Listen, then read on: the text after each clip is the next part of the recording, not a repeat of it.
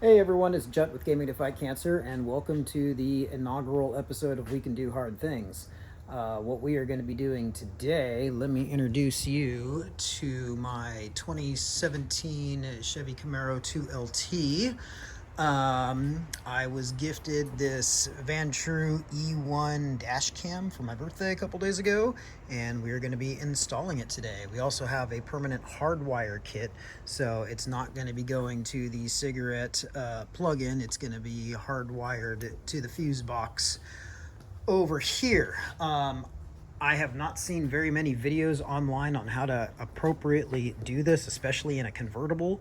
I saw one video of a 2SS that went to the OBD2 port over there and installed things there, and I didn't like that very much. Everything else I've seen has been on a hard top with varying success.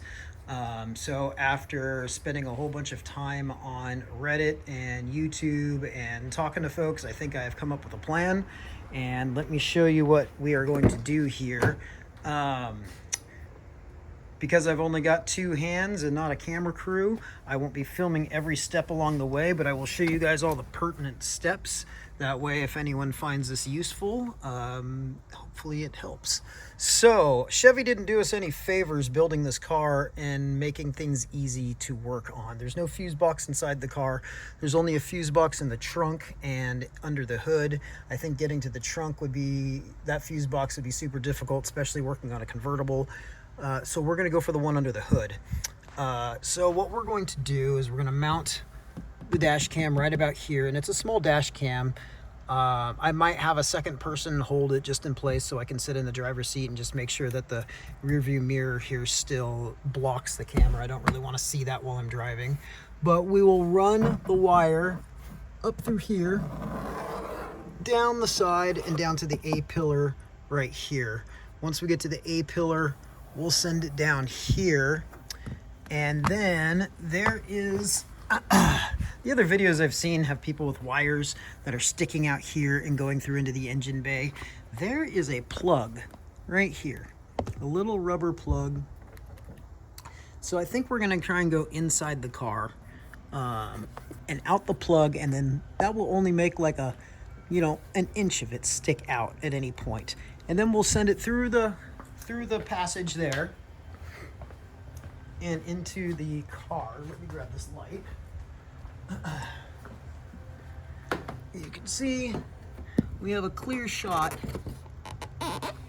right there. And then we'll do some wire management and send it to the fuse box here. So that is the plan. I will show the various steps along the way of things that you will need to know. As far as wire management, I've seen a lot of people hide as much wire as possible inside the A pillar here, and then they've had trouble, getting it back into place. I think what we're gonna do is hide as much wire as possible right in this bay right here and use a zip tie right through this hole right here to tie all the excess wires in place right there. I think that's the way we're gonna go. We'll see it as we progress if that's viable or not. The other thing I will mention here is that for the fuse box, we're gonna be tapping into, I believe, 10 right here and 15 right here based on some pictures that someone else sent me. However, they had a SS or a 2SS. This is a 2LT, and there's some differences in their fuse box from what they were showing me. So I may need to do some testing on these to make sure that they're the viable ones to use. Also, one other thing I will be doing is killing the battery in this car while I do so. There's no airbag inside the A pillar right here. If there was an airbag in yours, you'll definitely want to kill the battery so you don't accidentally send it off. But I do have the ambient lighting for it being a 2LT, and I don't want that to drain and kill the battery, so I will be killing the battery via kill switch just while I have the doors open. So that's it. I'm going to go ahead and get started. Things that are not immediately going to be shown on camera are the initial test of the camera to make sure it works. I'll just use the cigarette plug-in it came with to make sure the camera is good. I will show after I get it mounted exactly where I put it in case you want to do that for your own as well. And then once I get wires running, then I'll stop and show what I've done. As far as tools that you're gonna need probably a little price set. I picked this up for about $5 and change at Walmart yesterday. And the only other tool we'll probably need is a ratchet to figure out where we're gonna put the ground wire. I might just tap in right here. However, this is the negative terminal. If you ever have to jump start a Camaro, since the battery's in the trunk, you attach the jumper cables here and here. And I don't know that that's necessarily the most viable spot because of that. So I may look for something else. Again, a picture I was sent was somebody else did tap into that and seemed to work just fine for them, but I might do a little more research on that as well. And then in the fuse box itself, I might have to use a little file just to take out a little bit of this plastic to run a wire in and then be able to put the box back on flush. But that's it. Those should be the only kind of tools that we need for this entire thing. Everything else as far as the adhesive and all that came in the kit. So let's go ahead and get started. Okay, so here's an update here. I am about 50 minutes into this project so far, and the only thing I've gotten accomplished is getting the camera mounted. No, I'm just kidding. That 50 minutes was also unpacking everything, testing the camera, make sure it works. This camera does require an SD card, which I didn't know, so I need to order that. You can't even put a firmware update on it until you put it in SD card, and it requires a specific one. You have to look in the manual. I can't remember off the top of my head what it is. But also, I initially put the USB-C in here. I ran it along underneath here. It works just fine. And then I got to the A pillar and got that off. Turns out that the package actually comes with a little pry tool. So I have not had to break into the Walmart package. So I'll probably get to return that, which is nice. Make sure you do also clean your windshield. I use tried and true, invisible glass. Works nice. Okay, it breaks my heart to say, but that method did not work. Unfortunately, the plug right here, which would have been perfect, the hole that goes through into the car is met by immediately another piece of metal and another piece of fabric, and you can't get around either.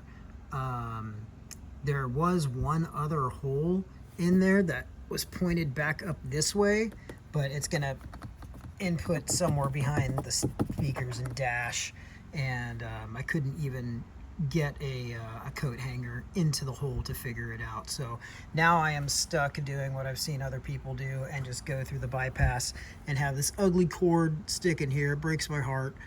It'll be cleaned up a little bit more once everything is hooked up, but there is enough clearance here so the door can close, so you're not going to be crimping wires or anything, and this will go the rest of the way up inside the weather stripping before I'm done. But now I'll move on to the fuse box and get everything hooked up and tested, and then do the wire cleanup here. I did find that from the other video that I saw with someone, or actually someone on Reddit that I was talking to that sent me some pictures, the fuse box is different amongst vehicles. Maybe because mine's a manual transmission, and maybe because it's not a V8, it's a V6, but there are quite a few fuses inside here that are not used, that are used on the other diagram that I saw, and even the diagram listing inside here for fuses are a little bit different. So I'm gonna have to do a little testing to figure out which ones I'm going to tap into for power. Okay, just really quick, this took a long time to figure out with this fuse box here. There weren't very many options as far as what you could actually tap into. For the main always hot fuse, we tapped into space number 20 on here, which is the OnStar navigation. And for the ACC only fuse, we tapped into this one right here, which is number 49. And that goes to the heated steering wheel. So now we're just going to connect. I got the ground in here too. I ended up putting up the ground right here. I couldn't even get this thing off. I couldn't even loosen it at all. It just ruined a little bit of the metal here. So I ended up going with the ground right here. And now we're going to connect everything and make sure it works. Okay, power is hooked up. The car is on, the camera is on. You see it's asking for an SD card before we do anything else. I have ordered one, but it won't be here till tomorrow. Okay, final video. Everything is all hooked back up. I've got the wires managed as best as I can here. I've got everything tied up and put away back there. I put the control box for the 12 or 11.6 voltage change right here. It's kind of it's got a little sticky piece on it. It's right underneath there, but I got the toggle switch right here, which I'll probably never use. But everything else wrapped up all nice. Everything goes back there nicely.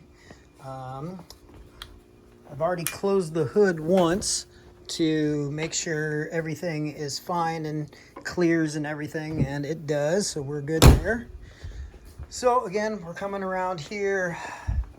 Unfortunately, I had to do the janky little cord change right here and go up in here and into the pillar and then across. You can see everything hooked up right there. I did double check on this one, and when the car does turn off, it is supposed to turn off. It does have a motion sensor on it that I just need to figure out how to get to work, which I'll read the instructions to do so. But it was supposed to turn off, as you saw in the previous segment. So last thing, we'll go ahead and fire it up and make sure everything comes on. Still, green light, that's good. Lights green, traps clean. All right, we're looking good. Just the message to put an SD card in there and format it, and we are in business. Okay, the SD card came in, I put it in, I formatted it, and everything is now good to go. It is recording correctly, no problems. I just picked up a 2-pack of these Amazon basic SD cards in case I ever had to give up one card to law enforcement in the case of a crash or insurance or anything that needed a hard copy of it. I'll have a replacement one that's available. It was super cheap, about 14 bucks, maybe 15 for the 2 cards. I'll put a link to them in the file for you guys.